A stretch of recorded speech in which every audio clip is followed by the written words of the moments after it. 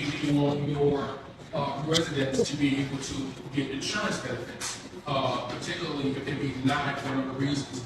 If you can then make an amendment to the ordinance or establish a new ordinance to come in compliance with the insurance regulations, that's going to allow the tenants or the owners of properties to get some benefits and get approved for their insurance claims. And it seems to me that you were trying to make.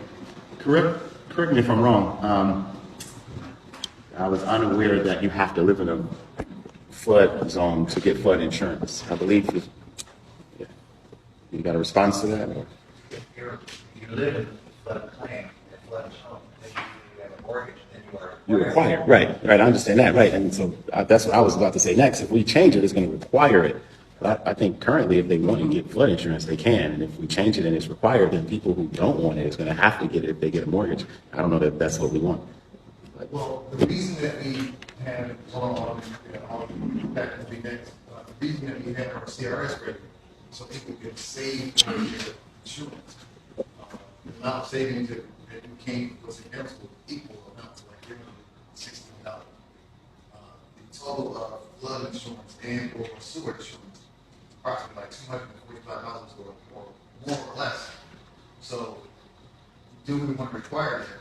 And then is there a problem with blood ordinance that want to change that?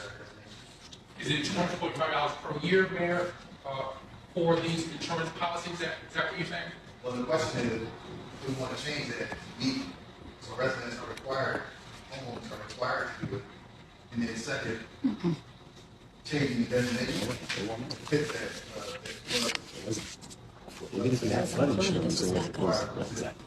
Well, it seems to be a cost analysis issue here. If the cost is $245, if that's what I'm understanding correctly, per year for the additional insurance, then should you make that mandatory? Well, people are upset about that if you make it mandatory, but they're more upset when they deny the claims. And particularly the claims that are big dollar claims, $5,000, $10,000, $4,000 more. I think people are really more satisfied if they have to pay this money, and if you have these catastrophic events, they're going to be making claims and they're making claims. I mean, I saw the news report as well. A lot of the city residents were really annoyed about the level of damage.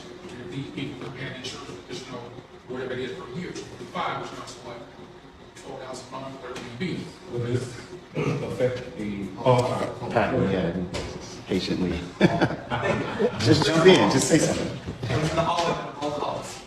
For the record, that being acknowledged as present at the meeting. For the record, at 7:31 on the pad. Oh, he was in the way before that. The CRS rate is something the city has done a really good job over the last 2 years, the last probably 10 years, complying with to make sure that our residents that live in a federally designated flood zone, designated by the Army Corps of Engineers, pay less on their flood. If the city were to go ahead, I'll give my house as a perfect example. I live 7 houses north of the flood zone line. If the line went from 164th Street to 163rd Street, my house would suddenly fall into the flood zone. And I would be required by my mortgage owner to have flood insurance. If the city arbitrarily, amongst us, none of us an engineer of the Alderman Patton, who is the best amongst us to talk about engineering stuff, but if we, the 7 of us, decide we're going to draw lines on the map and declare more flood zones, and we're going to require our residents in those zones to get flood insurance, that's going to have a very lasting impact on the residents. They're going to be required to get flood insurance. That's going to negatively impact them. That's not up to us. If we want to try and figure out a solution to this problem, it's education.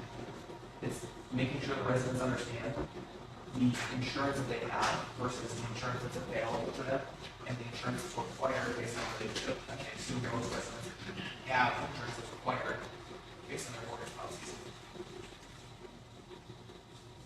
This is not a, we can't keep going down this road. We've taken care of the first problem. We've already approved the funding for people that were underinsured or not insured for this last event. We cannot now require large swaths of residents to get more insurance so that the city doesn't have to pay this money again in the future. We didn't have to pay money this time. We approved it. It's not our place. Federal government place. And the claims were denied not because of flood, it was backup sewage. That's why a lot of the claims were denied. So even if folks in my ward had flood insurance or lived in a flood zone, it wouldn't matter. The claims would still be denied. So I'm with Patton. The residents who had denied were calling the insurance company and saying, I have a reason. I'm calling because I got flooding in my house instead of saying I got sewer in my house. And you're right, it is an educational process, but there are some residents that are uninsured or didn't have insurance that received and applied for a claim in Plain City. So because we didn't fix the combined sewer process, residents are saying that I got flooding, my insurance denied me. Why didn't the city have required to have insurance? It is probably It's education. Yeah.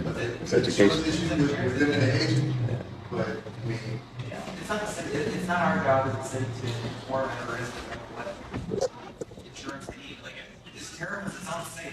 I said at the conference meeting last week, I was the only person to vote against the money. And like, I feel for the residents. I've experienced flooding in my home. I've experienced loss, but it's not our job as a city to make sure that every resident understands every single aspect of their insurance policy. And if a resident has homeowner's insurance, it doesn't include sewer backup, and their sewer backs up.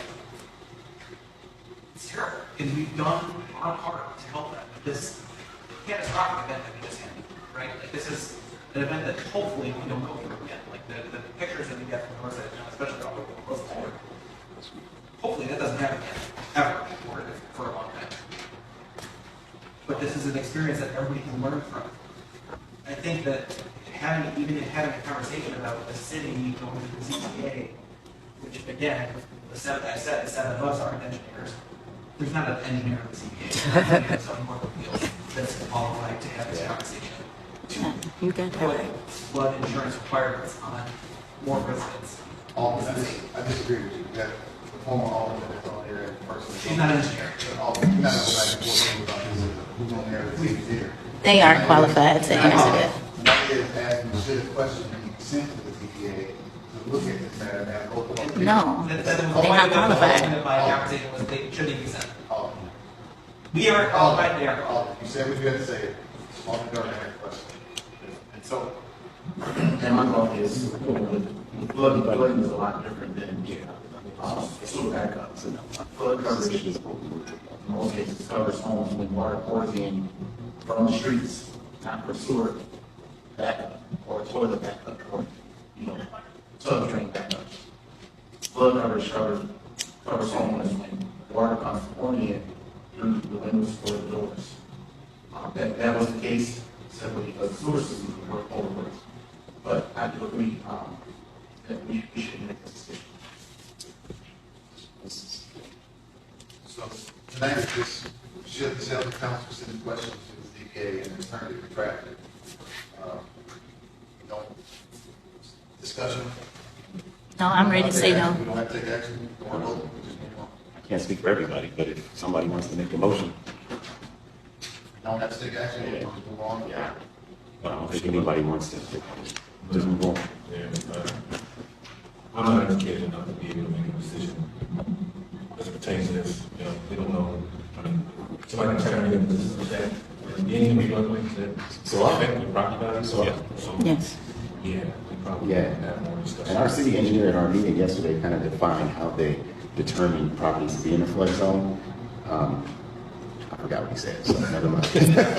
And if I may, But he defined it well, and my ward and his ward were never, not even close to the threshold. and my ward is not either. And if we start to demand wards and change things like that, that opens up another floodgate of blame game because have feces floating in my kitchen.